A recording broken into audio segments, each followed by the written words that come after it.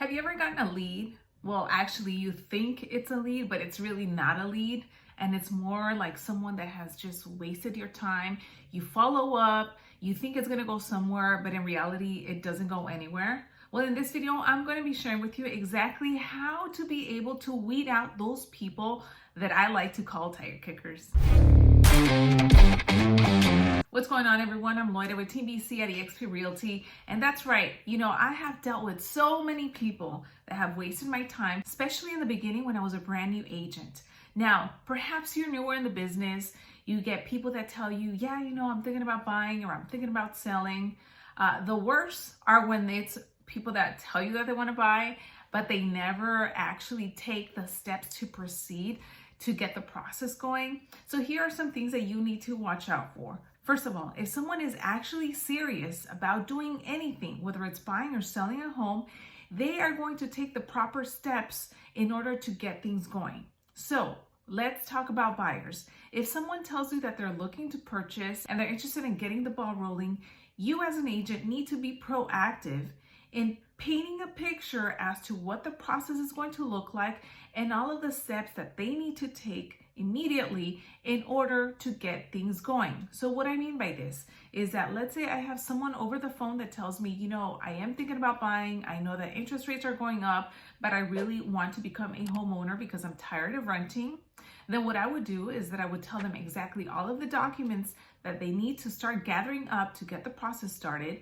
And I will ask them on that phone call if they already have all that. Now, you do not need to be a lender in order to start asking these questions, but what you want to do is start thinking ahead of all of the questions that possibly the lender is going to ask.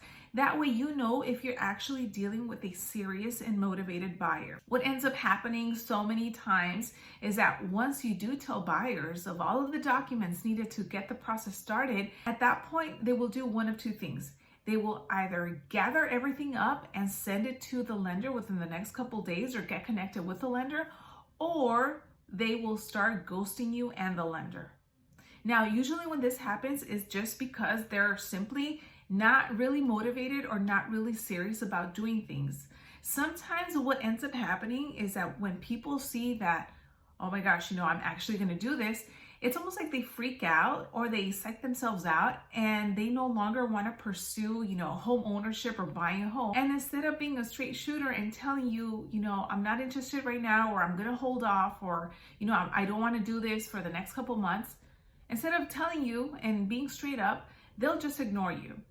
The average person thinks that if I ignore Loida, she'll eventually stop calling me or she'll eventually stop emailing me or following up. But in reality, if you are an agent like me, I'm all about the follow-up. So if someone tells me that they're interested in buying a home and I have walked them through the process and now they're ghosting me, at that point, I'll continue to follow up, but I'll quickly make a decision as to whether or not this person is serious or not. Now, another thing that I like to do is that I will tell them and I will call them out when I call them or send them a text message and I say, hey, you had mentioned to me that you were very interested in getting the home ownership process started. However, I haven't gotten a hold of you. We had spoken last week. You had said that you were going to have everything ready this week. My letter hasn't reached you. If something has changed, that's completely fine. Just let me know. That way I'm not spam calling or emailing you all of this time. So I have done that many times, and believe it or not, people will actually respond to me calling them out. And at that point, they will actually tell me, you know what, something came up with my family. I actually won't be able to purchase within the next couple months. And I'm really sorry that I hadn't been able to tell you that. So that is just kind of one example of people that might be wasting your time right now that you think are leads, but they're not really leads, or maybe they are, but they're just not serious or motivated. And again, you need to be able to figure out if this is someone that you really want to pursue, or maybe this is someone that you put on the side. If you have their email and their phone number, now you put them in your database where now they are receiving newsletters from you, because you do want to stay on top of everyone that you have their contact information for. And at least now they're always getting emails from you regarding the market, regarding what you're doing, regarding any upcoming listings, things that have just sold. And people look at these. Maybe sometimes they won't open them, but the moment that your email pops up on their inbox, for those couple of seconds, they will think of real estate. So that's kind of what we want to do. And we never want to completely throw those people out because they might not be ready right now, but eventually they will. And eventually you will get a random call or a text message that says, hey, Loida, we had spoken a while back, but I'm ready now. Tell me what I need to send over and I'll send it over today. That has happened to me a lot of times. Other phrases that people use that I like to see as red flags is whenever you follow up, they keep on telling you, call me next week, call me next week, call me in 2 weeks. It's almost like they keep on, pushing you to the side and tell you to keep on calling back, but you never get anywhere. Next thing you know, you've been calling every week for the past 2 months and you still don't have an answer as to whether or not they want to do anything real estate related. So again, these people, I would never let it get to that point where now I'm calling every single week and I'm not getting an answer. So let's say I am making those phone calls and in the first call, they do tell you, you know what, I'm really busy right now, I'm at work, but give me a call next week, I have my day off. If I call that next week and now they answer me and they still are kind of brushing me off the phone and they tell me that they're busy again, the question that I ask is, it seems like you're very busy. I'm busy as well. So when's a good time that you're usually off of work? Is it in the evenings or on the weekends?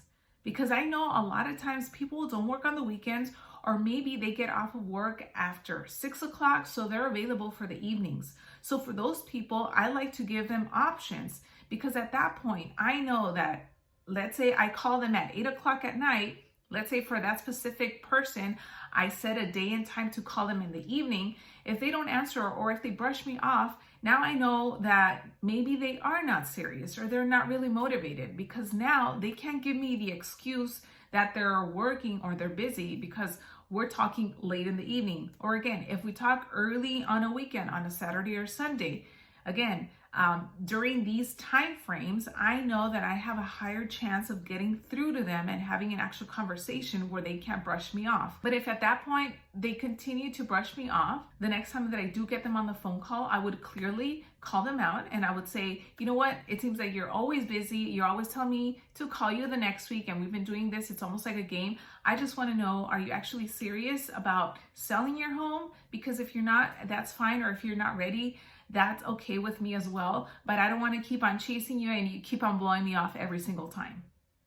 Now, again, what I just gave you right now, this is what I would say. Maybe you're not comfortable saying something like that, and that's fine. Or maybe you think that I'm being too pushy or aggressive. That's fine, because if you don't want to do it, again, I don't care. This works for me. I have done it, and I have realized as a real estate agent, and I will tell you this, if you don't put your foot down, people will waste your time. And again, I have had my time wasted so many times and I'm over that. So that's why I'm sharing all of this with you. So again, these are just a few different scenarios that I wanted to share with you because again, if you think you have leads or they're not really leads and they're wasting your time, something needs to be done. And if you don't say anything, they're going to continue stringing you along. You think that you might have a potential client that's going to turn into a transaction when in reality, you don't have anything and your time is better spent continuing to prospect and talking to people and generating leads of actual serious and motivated buyers and sellers.